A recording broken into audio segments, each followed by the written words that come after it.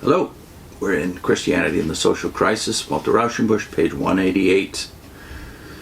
But even when Christianity was tolerated and encouraged, the mass of men were shut out from active participation in government. Politics was the occupation of a privileged class, but where there are no political rights, there are no political duties, and the sense of political obligation is not developed. A man is not likely to take a keen and intelligent interest in a sphere of action over which he has no control and in which he's never called to act. Moreover, if a preacher had an audience of subject peasants, he had no incentive to preach politics to them unless he was a popular agitator.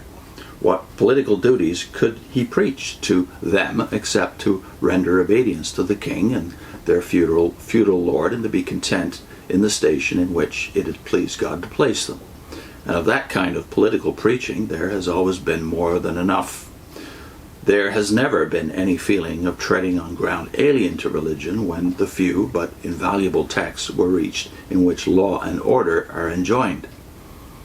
It was only when a preacher spoke before kings and gentry like Latimer, this would be in the Elizabethan era, or before the citizens of free cities like Savonarola, just before the Reformation broke full, or when some great national movement stirred all classes in a common interest against a foreign enemy, that social or political preaching could be attempted, and right violently did many a Christian man use such opportunities. Did I say violently? If I did, I should have said right valiantly did many a Christian man use such opportunities. But the limits set by a despotic age have continued into our democratic age. They have become theological tradition. The sermons of one generation are read and imitated by the next. Theological textbooks and teachers move along the trodden paths. The wider interests thrown open by the advent of the people to political power have very slowly called forth corresponding religious thought. The old historical conditions have evolved a theory by which a circle of short radius is drawn about the individual. The relations lying within that circle are supposed to be within the province of religious thought and church teaching. Those lying beyond it are outside of the realm of religion. The ethics of the private life, of the family, and of friendly social intercourse, together with the interests of education, literature, and to some extent art, lie within this circle. Industry, commerce, and politics, in the main, lie outside of it. Religion has nothing to do with politics and sociology. This is the cry of a very much evangelical religion, and was in Rauschenbusch's day, on which he comments, this circular division has no rational justification. It is a historical product of an age when the common people were shut out from participation in public affairs. It is now out of date, and its perpetuation is wholly bad. The people now have political and social rights, yet the church is not giving adequate teaching on the duties corresponding to those novel rights. Industrial and political affairs press upon the life of every man with a force unknown formally, yet the organization which ought to discuss the new moral problems is silent or inefficient in its teaching.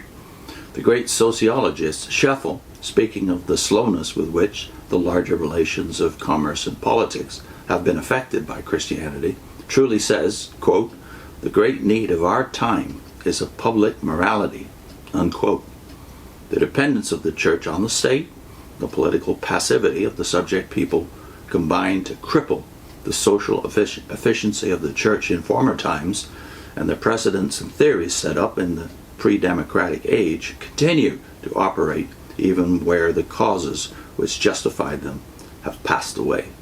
Well, it's these kind of comments that got Rauschenbusch in serious trouble with his fellow Baptists 100 years ago, and got him branded as a liberal, so that many evangelicals won't even touch him, because he insists that no, Christianity is not private, it's not family, it's not even church. It has a responsibility to the world around it. This emphasis upon the social gospel, of course, was viewed by many conservatives as being incompatible with the priorities of the New Testament. I think he spent much of the 190 pages so far explaining why he thinks that's a wrong-headed view. The early church had different priorities because it had a different view of its role in the world. Next time he's going to discuss the disappearance of church democracy. I'll put a link into the struggle William Wilberforce had. When he became a Christian, he was already in Parliament. What was he going to do now? Well, he was persuaded by two of his best friends, older men, that it was not a good idea for him to remove himself from the political sphere in which he found himself. So, can politics and Christianity work together?